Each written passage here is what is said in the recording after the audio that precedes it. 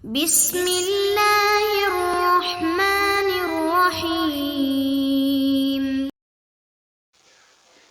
Jadi seluruh ulama sepakat siapapun ngerjain sholat kok ada syarat atau rukun sholat yang diabaikan, sholatnya tidak sah.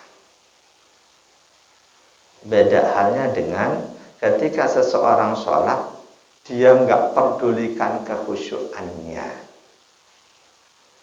Dalam hal ini ulama berbeda, apakah sholatnya sah, tidak sah, atau sah tapi tidak sempurna. Ulama berbeda pendapat. Seiring dengan perbedaan pendapat mereka berkaitan dengan apa hukumnya khusyuk dalam sholat. Kira-kira dalam pandangan Bapak Ibu, khusyuk sholat wajib atau sunnah? Wajib. Andaikan kita nggak khusyuk, sholat kita sah atau tidak? Nggak sah. Ketika kita nggak ngulang sholat kita, berarti sholat kita semuanya khusyuk, insya Allah.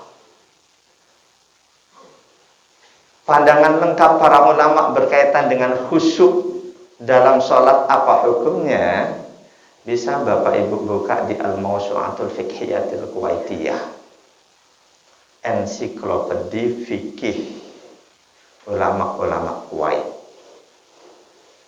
Maaf, saya buka masker, mau minum dulu.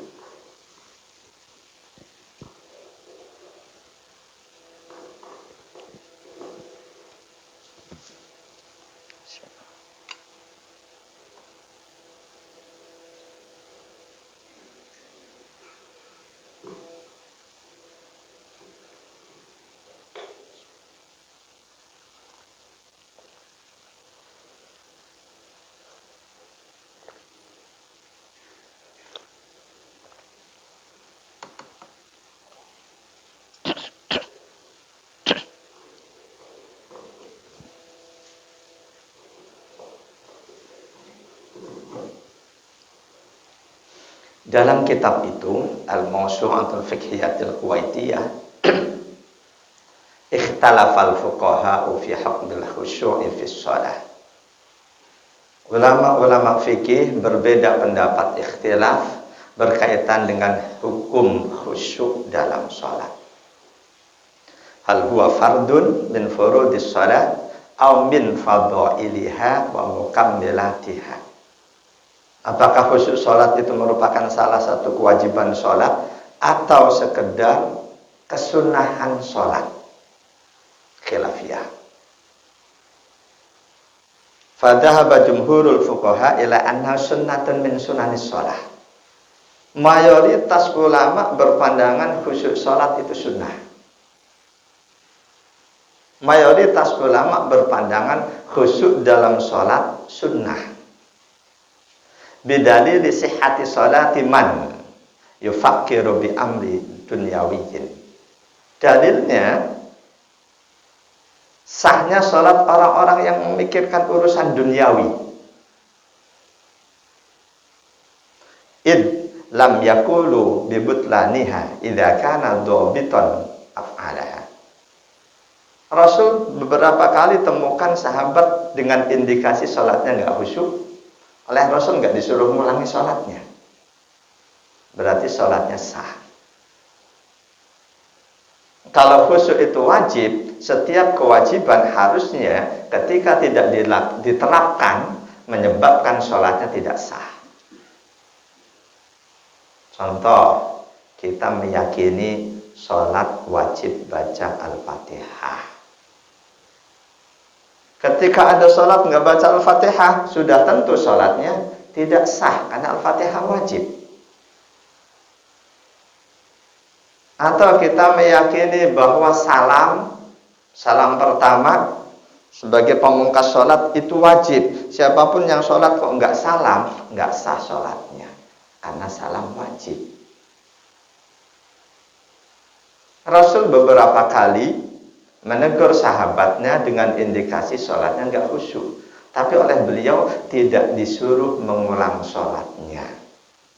Ini yang dipakai dalil oleh mayoritas ulama, khusyuk sholat itu bukan wajib. Khusyuk salat bukan wajib.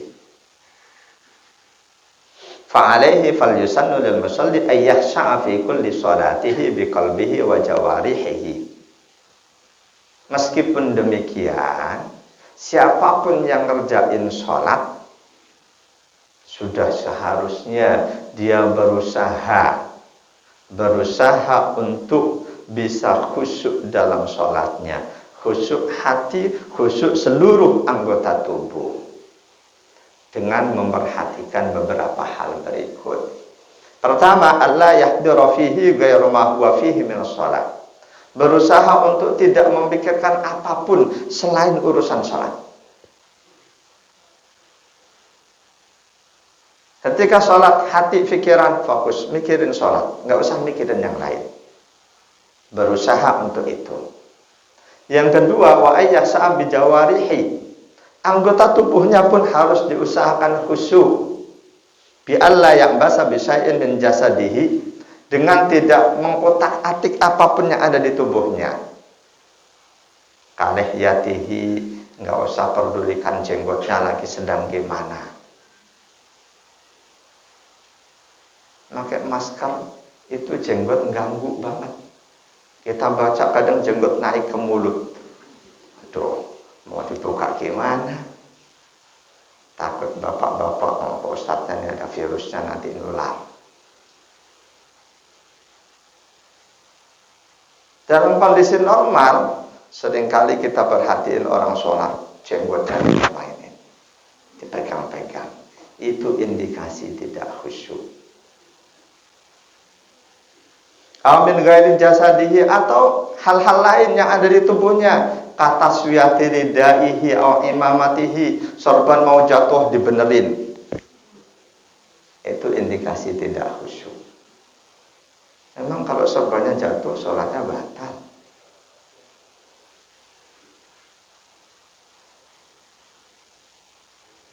Bihaitsu yattasifu dhahiruhu wa batinuhu bil khusyuk. Jadi siapapun kita harus berusaha lahir batin kita ketika kita sholat itu dalam keadaan khusyuk. Batin kita cuma memikirkan sholat, dohir kita, fisik kita juga cuma mengerjakan hal-hal yang memang semestinya dikerjakan dalam sholat, tidak yang lainnya. Wa ayyatadabbarul qira'ata li'annahu bidzalika yukmilu maqsudal khusyuk.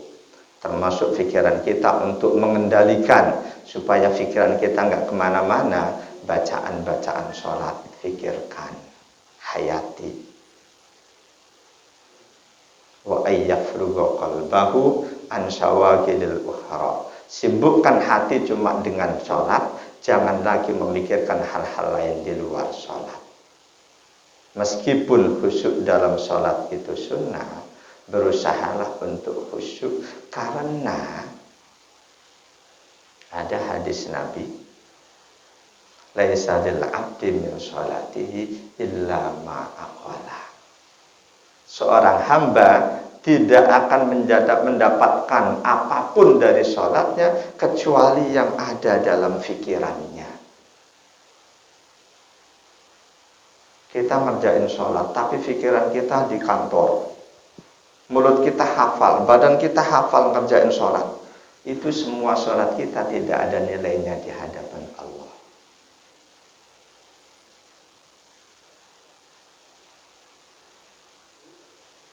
Bahwa khusyuk sholat diperintahkan, kita hafal Al-Mu'minun, ayat pertama.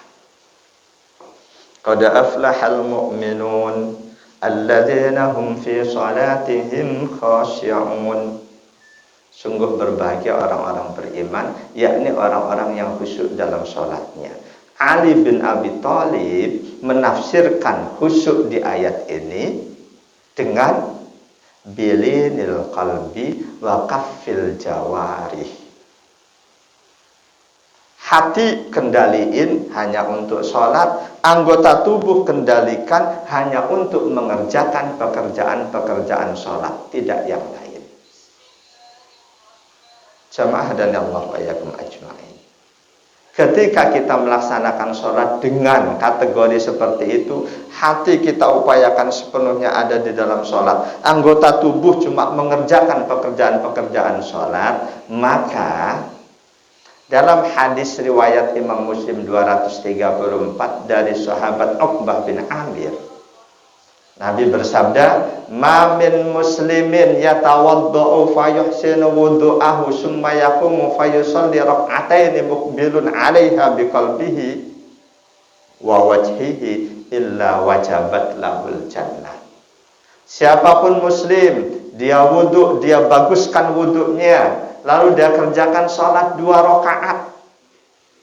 Dia kerjakan 2 rakaat itu muqbilun 'alaiha biqalbihi wa wajhihi, hati dan pikiran serta tubuhnya ada di dalam 2 rakaat itu. Illa wajabat lahul jannah, maka dia berhak mendapatkan surga.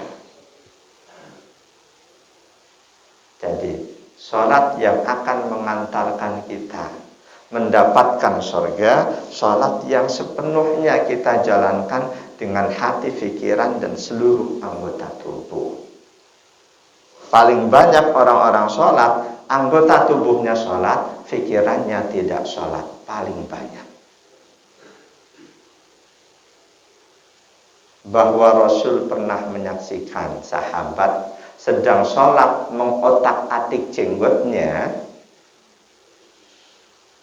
Wama rawa Abu Hurairah radhiyallahu anhu anna Nabiy sallallahu alaihi wasallam ra'a rajulan ya'basu bi lihyatihi fi shalah faqala law khasha'a qalbu hadha la khasha'at jawarihu.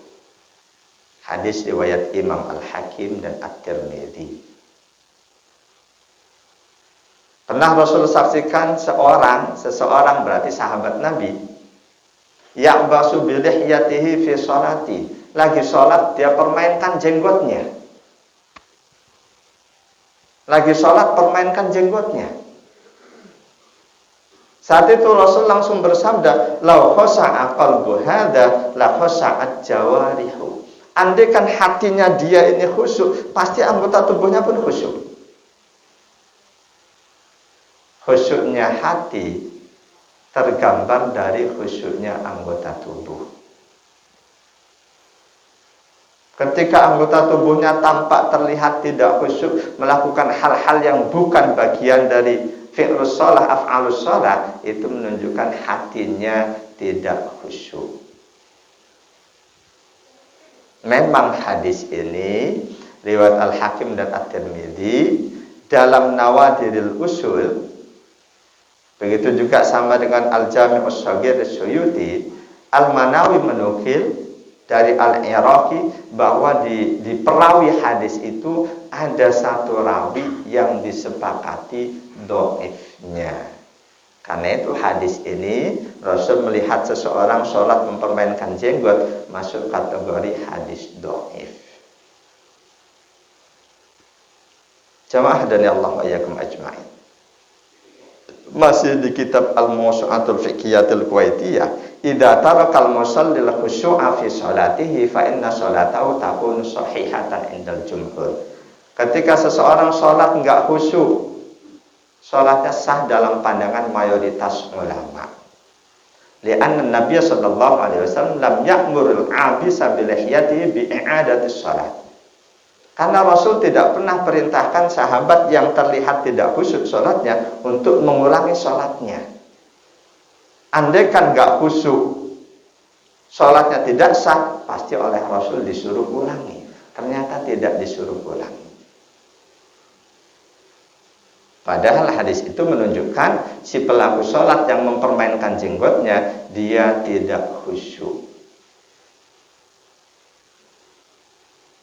Wali'anna sholata la tabtulu bi'amalil qalbi walau tala. Dan juga sholat itu tidak batal meskipun hati kita bermain-main dengan hal-hal di luar sholat. Sepanjang sholat hati kita ngikutin hal-hal di luar sholat, itu sholat enggak batal. Jamaah dan Allah wa iyyakum ajma'in. Yang pasti ada hadis Nabi, laisa lil 'abdi min sholatihi illa ma aqala. seorang hamba tidak akan mendapatkan apapun dari sholatnya kecuali yang ada di pikirannya. Mulut kita membaca semua bacaan sholat, tapi pikiran kita kok justru ngingetin hal-hal di luar sholat. Itu nggak ada apapun yang kita dapat dari sholat kita. Di hadis yang lain yang sejalan dengan hadis ini, an Abi Hurairah radhiyallahu an, annahu sami'a Rasulullah sallallahu alaihi wasallam yaqul. Sahabat Abu Hurairah radhiyallahu an mendengar Rasul bersabda, rubba qa'imin hadduhu min qiyamihis sahar. Berapa banyak orang ngerjain sholat malam. Dari sholat-sholatnya itu dia cuma mendapatkan ngantuk, nggak dapat pahala. Boleh jadi mulutnya hafal baca terus, tapi pikirannya nggak tahu kemana. Jamaah dan Allah wa iyyakum ajma'in. Jadi pandangan mayoritas ulama, khusyuk dalam sholat sunnah. Tapi wadahaba ba'du fuqaha'i kullin minal hanafiyati wal malikiyati was syafi'iyati wal hanabilati ila annal khusyu'a lazimun min lawazimis shalah. Dari 4 mazhab ada ulama-ulama, mau itu Hanafiyah, Malikiyah, Syafi'iyah, Hanabilah, yang berpandangan khusyuk sholat adalah wajib. Di antara ulama mazhab Maliki, Hanafi, Syafi'i, Hambali, ada yang berpandangan khusyuk sholat itu wajib. Hanya saja mereka ini sama-sama berpandangan wajib. Selanjutnya mereka berbeda apakah wajib yang membatalkan sholat atau yang tidak membatalkan sholat, dengan alasan kewajiban yang sulit diwujudkan. Karena itu kalau toh tidak terwujud, ditolerir. Sama halnya sesuatu yang najis, ada yang sulit kita menjaga diri dari hal itu. Karena itu dalam istilah najis, ada yang kalau kita ngaji fikih, ada yang ma'fumun anha, ada najis yang ditolerir. Ada najis yang ditolerir. Demikian halnya pandangan kedua ini, khusyuk dalam sholat wajib. Ada yang menilai wajib yang konsekuensinya sholatnya batal, tapi ada yang menilai wajib tapi dimaklumi kalau toh tidak berhasil kita terapkan.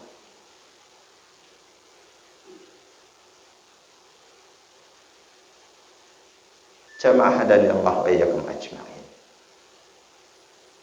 Ada lagi pandangan mutlak, ini berat banget. Yang ketiga, innahu fardun tabtulus sholatu bitarkihi. Khusyuk sholat itu mutlak wajib. Siapapun nggak khusyuk, batal. Dari takbir kita khusyuk, begitu mau salam, tinggal salam belum sempat ngucapin salam, kok ingat suara mobil ada yang ngotak-atik. Tuh mobilku disorong orang, nggak khusyuk, batal sholatnya. Ini yang berat ini. Saya nggak mau ikuti pendapat ini. Saya nggak mau ikuti pendapat ini, nggak beres-beres kita sholat. Kalau nggak khusyuknya pada saat takbiratul ihram, gampang ulang. Udah mau salam nggak khusyuk, batal. Dan yakin tidak ada satupun orang yang bisa khusyuk 100% dari awal sampai akhir. Nggak ada yang bisa. Kenapa saya meyakini hal ini? Berdasarkan hadis sahih. Pernyataan Rasulullah sallallahu alaihi wasallam an Abdullah bin Anamah qala. Dari seorang tabi'in Abdullah bin Anamah, beliau berkata, ra'aitu Ammar bin Yasir dakhala al-masjid fa shalla fa ahabba as-salata. Aku pernah menyaksikan sahabat Nabi Ammar bin Yasir masuk ke dalam masjid, lalu beliau kerjakan sholat. Sholatnya cepat dibanding biasanya. Qala falamma faraja qumtu ilaihi. Ketika selesai keluar dari masjid, aku datangi sahabat Nabi itu, Ammar bin Yasir. Kata seorang tabi'in Abdullah bin Anamah, aku datangi beliau, fakultu, aku tanya, ya Abul Yaqadhan, laqad khaffafta. Wahai Abul Yaqadhan, panggilan sahabat Ammar bin Yasir, tadi aku saksikan kok kamu sholatnya ngebut. Apa hukumnya sholat ngebut? Bisa boleh, bisa haram. Haram kalau ngebutnya sampai meninggalkan salah satu rukun sholat. Jika ngebutnya tidak sampai meninggalkan rukun-rukun sholat, boleh. Rasulullah pun pernah sholat ngebut. Saking ngebutnya, kata Siti Aisyah, dalam hatiku aku bertanya, ini Rasul baca Al-Fatihah atau tidak? Saking ngebutnya. Jadi sholat ngebut hukumnya boleh, asalkan tidak mengabaikan syarat dan rukun sholat. Meskipun kita harus merasa sangat rugi ketika sholatnya selalu ngebut. Karena di hadis Hasan Rasul sebutkan ketika seseorang melaksanakan sholat, pada saat itu dosa-dosanya oleh Allah diletakkan di atas kepala dan pundak. Ketika dia ruku, dosa itu berguguran. Lalu dia bangun. Ketika dia sujud, dosa itu berguguran. Nah, kalau ruku sujudnya sebentar banget karena ngebut, berarti dosanya yang gugur dikit banget. Rugi. Jadi tidak ada satupun orang yang bisa khusyuk di seluruh durasi sholatnya, dari takbiratul ihram sampai salam. Hadisnya kisah Abdullah bin Anamah menyaksikan sahabat Nabi Ammar bin Yasir sholatnya ngebut. Begitu selesai pulang keluar dari masjid, oleh sang tabi'in ditanya, laqad khaffafta, tadi engkau aku saksikan kok ngebut banget dalam sholatmu. Sahabat Ammar nanya, fahal ra'aitani intaqastu min hududiha syai'an, tadi kamu lihat aku sholat ngebut? Iya. Ada enggak syarat rukun sholat yang aku abaikan? Kata sahabat Ammar bin Yasir kepada sang tabi'in yang bertanya. Qultu, kata sang tabi'in, lah, iya sih, enggak ada syarat rukun sholat yang kamu tinggalkan. Tumakninahnya tetap dipraktekkan meskipun ngebut. Enggak tahu ya kalau video yang di Blitar itu tumakninahnya ada apa enggak itu. Saya enggak mau menilai orang. Semoga mereka makin baik, Allah berikan hidayah taufik untuk memperbaiki ibadah mereka. Ketika sahabat Ammar sudah jelasin, walaupun aku ngebut, tapi tidak ada aturan sholat yang aku abaikan. Kata sahabat Ammar, kenapa tadi beliau ngebut? Fa inni badartu biha sahwatas syaiton. Aku ngebut karena tadi aku merasa setan ini benar-benar lagi gencar-gencarnya mengganggu aku. Kata sahabat Ammar, sami'tu Rasulullah sallallahu alaihi wasallam yaqul, aku dulu pernah mendengar Rasulullah menyampaikan, innal abda la yusalli sholata ma yuktabu lahu minha illa masruha tusmuha sumunuha subuha sudusuha khumusuha rubuha sudusuha nisfuha. Dulu Rasul bersabda, ketika seorang melaksanakan sholat, seorang hamba melaksanakan sholat, dia tidak mendapatkan pahala dari sholatnya itu, melainkan sekedar 1/10-nya, 1/9, terus disebut Rasul, maksimal dapat cuma separuh dari sholatnya. Itu artinya, paling tinggi kekhusyuan seseorang, cuma 50% dari durasi sholatnya. Ini hadis riwayat Imam Ahmad, Abu Daud, Al-Baihaqi. Hadis ini sahih. Jamaah dan Allah wa iyyakum ajma'in. Ada pandangan yang keempat. Ini yang saya pilih. Berkaitan dengan khusyuk. Wa qala ba'dun akharu minhum innal khusyu'a sartun li sihhatis sholati lakinnahu fi juz'in minha. Khusyuk dalam sholat itu merupakan salah satu syarat sahnya sholat, tapi khusyuk yang dimaksud khusyuk di sebagian sholat, bukan khusyuk dari awal sampai akhir. Fayustaratu fi hadzal qawli husulul khusyuk fi juz'in minas sholat.